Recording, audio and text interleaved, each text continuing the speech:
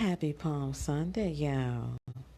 Y'all, I'm sitting up here enjoying the moonlight and the stars and the Mediterranean Sea, Egyptian side, okay? Yes, that's not what I'm on here to talk about. Actually, I'm here to talk about two things. So I was having a conversation earlier and I was speaking about the metaphor. I was using life as a metaphor in the space of it's ideal for us to really sit back and analyze life as a colorless coloring book that we're presented with upon birth, and it's up to us to pick and choose the instrument that we're going to use to color as well as the color choices we're going to put on each page. And we get to choose that. And the outcome is the final product. Are we pleased with it? And are some things that we could, some pages we could tear out and throw away, like any artist who's not satisfied with their work. you know, Not that it doesn't exist, it's just that we've torn out those pages because they're no longer needed. But I was reflecting on how when I was a little one, like I don't think I was even walking age yet, I always had a knack for color coordinating my outfits. um, However, something was going on that I did not have express creativity. Like I couldn't draw a straight line without a ruler. I didn't know how to draw stick. All I could do was do stick people, and that wasn't even all that creative, right? My strokes with the crayon in a coloring book were inconsistent.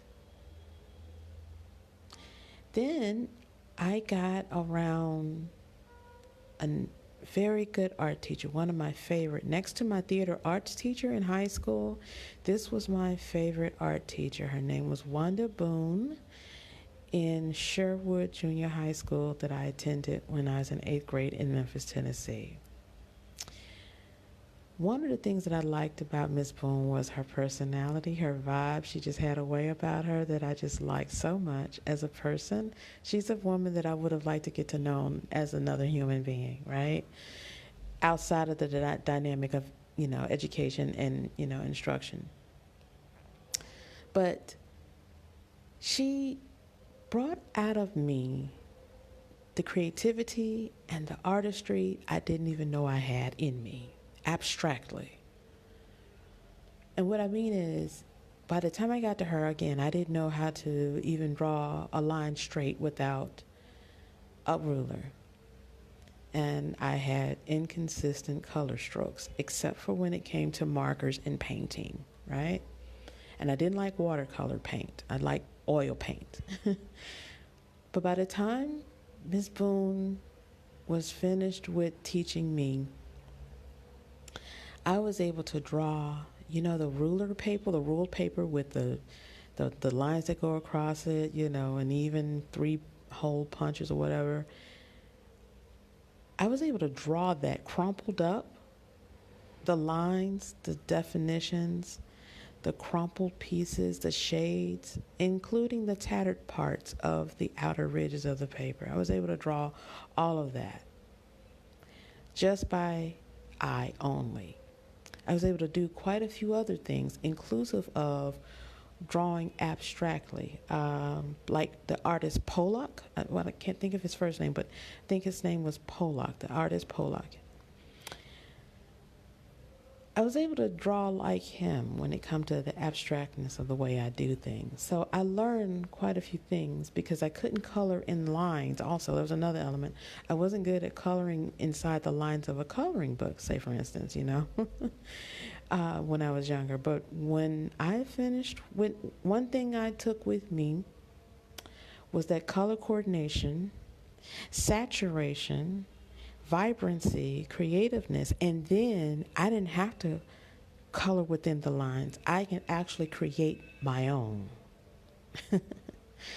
So I was just reflecting on that and being very appreciative of the fact that that's something that this lady, Miss Boone, drew and took and made.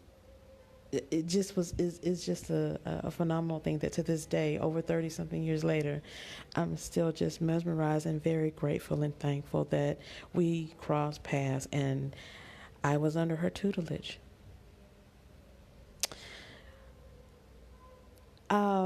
And then I also learned that I like markers and I also like oil paints. I didn't care for using the instruments of crayons and color pencils and all the other nonsense. I like markers and I like oil paint to use for my creativity. And those are how I create my abstract art masterpieces. That's what I like. Okay. So the other thing I wanted to touch on is just making sure, wrapping up, that I covered that part because I think the end of the conversation metaphor was that, we all have choices. And at the end of the day, when we finish with that creation of a coloring book, what lines did we define? What colors did we use to really express and saturate that moment? What vibrancy did we give it? And are we pleased with it? Are we satisfied with it? It doesn't matter what others like or don't. And all art pieces are up for interpretation, right? But are we satisfied and pleased with it? And I think that's like the takeaway of that metaphor and conversation I was having with that individual about how we should approach life and how we should endeavor in life, and then at the end how we should let that coloring book close with our work, so that someone else can be inspired by our color, our vibrancy, our expression, and move forward, pay it forward, or whatever, And at the end of the day, that's just the end of that. So the other thing that I was thinking about is something that was said to me when I was getting ready to embark on my going abroad years and years ago. I was told that people are going to be people no matter where you go. Because, I think that the tone that it was being said was in a kind of a dry insult, a backhand compliment type of way. But being the mental alchemist that I am, I always turn things into a positive, or I always look for the gratitude in the statement and do what I do to make it work out for me and my benefit so that I'm actually living it in the best way that I know how, and not in the intentions, negatively that is, that others, in the lips that it came from, okay? So the statement was, along the lines of, no matter where you go, people are going to be people. And it's like, okay, that's cool and that's understandable and I can respect that. But then there comes that moment where people are not being people. People are being savage. People are not. And sometimes you have to question, are they really a person, Or is this a whole nother species altogether? So then I think about how when I come across all the individuals I've come across, and I've traveled the world twice over at least, and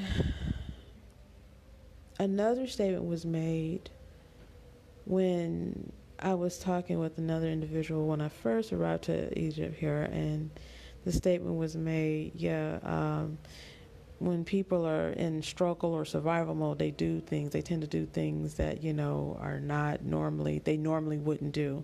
And it was still from the lips and the tone of negativity. I can just feel the energy of it when it was said. And my retort was immediately, but that doesn't necessitate or deduce the fact that they need to be kind. So, or I said, it doesn't necessitate their lack of being kind or deduce the need for them to be kind. That's how I put it. But at any rate, because I wasn't going to make any excuses for bullshit, right? It just like, no, we're not going to do that. Like in the show Shameless, I binge watched that, okay? And I observed the characters who were kind and then those who were just savage. At the end of the day, it was shamelessness, right? But one thing I did respect and appreciate, a lot of characters that were in there, or for some of the characters that were in there who were kind, and they were just caught between a rock and a hard place, their decisions and their choices in which they would have to operate sometimes was not was in the space of savagery, but it didn't deduce their kindness. And so at the end of the day, people are people until they're not.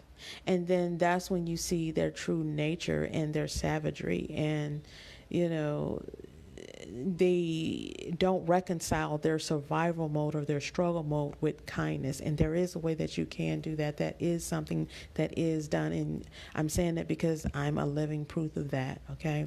And the reality is that when you operate in kindness, no matter how much the struggle is, and no matter how hard the survival tactic or methods and measures you're taking is, that kindness element can actually remove you out of the struggle on a lesser degree or altogether. It can, being in savage mode and being in not people mode and not operating in your real form in kindness and operating in a form of integrity can actually pull you quicker, like quicksand, deeper into the intensity of the struggle and survival mode. And you will never get out. It will be a vicious cycle you've created for yourself. So it's important to be mindful of that when you're operating and interfacing with people and just trying to survive or just trying to make it through the struggle. Don't lose your element of kindness, because that is what can help lessen the pressure of said survival and or struggle in the processes. That's just life. So yeah, people are people until they're not. And then you have to sit back and observe them. What are they then, right? Because we already know, without me having to say so, that a mask, people are cloaked, or beings are cloaked in the human form. If we already know that, we say the saying or the cliche is that, we're all just spirits having a human experience. Well, then what does that mean, right? So operating in kindness can reconcile a lot of things, and it can bring balance to a lot of things.